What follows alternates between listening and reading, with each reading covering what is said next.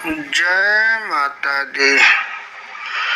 तोहरे दिहल कम प्रकृति मानुष के तनावा हो। तोहरे दिहल दुनिया जहान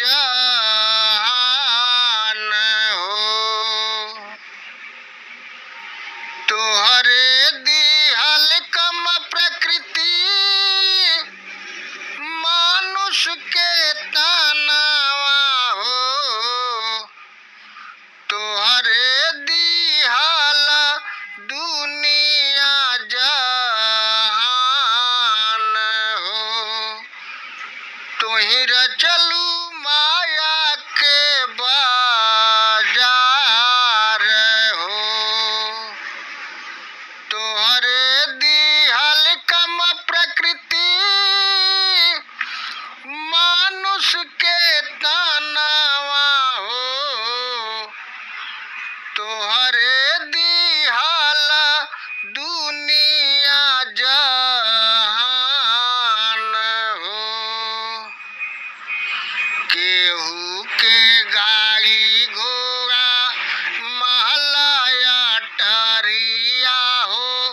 केहू के उड़े के जहाज हो।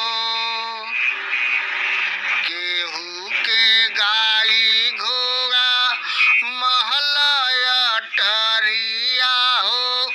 केहू के उड़े के जहाज हो। केहू के मिले नाही भर पेट भोजनिया हो। केहू एक एक रोटी के लाचार हो। केहू के मिले नाही भर पेट भोजनिया हो। केहू एक एक रोटी के लाचार हो। कहे के सभा केहू आपन कहाला हो। बिगड़े पर केहू ना हमार हो। कहे के सभा केहू आपन कहाला हो। बिगड़े पर केहू ना हमार हो। मतलब के ही नाता मतलब के दुनिया हो। मतलब के सारा संसार हो। मतलब के ही नाता मतलब के दुनिया हो। मतलब के सारा संसार हो।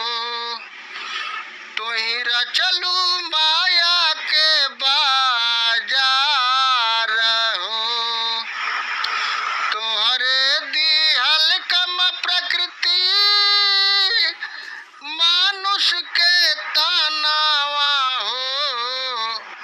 तोहरे दिहल दुनिया जहान हो। अपने घूमे के रउआ कोमल कायावा हो। दूसरा के घूमे के मोटर कार हो। अपने घूमे के रउआ कोमल कायावा हो। दूसरा के घूमे के मोटर कार हो। गुरु संग परम गुरु करावे सत्य कर्मावा हो। पंच सखा के राखी के साथ हो। गुरु संग परम गुरु करावे सत्य कर्मावा पंच सखा के